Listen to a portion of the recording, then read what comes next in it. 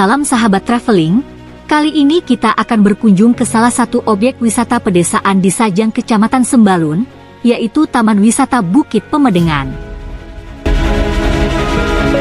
Wisata Bukit Pemedengan menyajikan view alam pedesaan dengan bentang alam perbukitan yang dimanfaatkan masyarakat sebagai area budidaya perkebunan seperti kopi, cengkeh, dan lain-lain. Tersedia juga fasilitas camping bagi wisatawan yang ingin menikmati suasana pedesaan.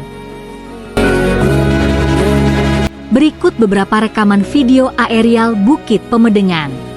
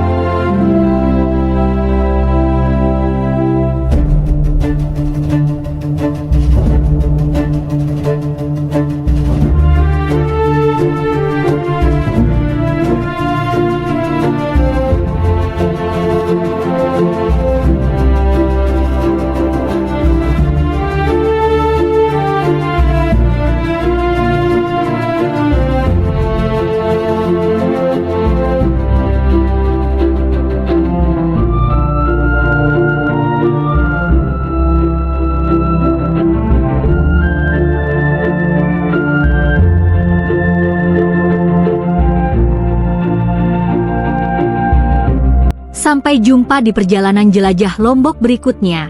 Jangan lupa subscribe, like, share, dan komennya. Terima kasih.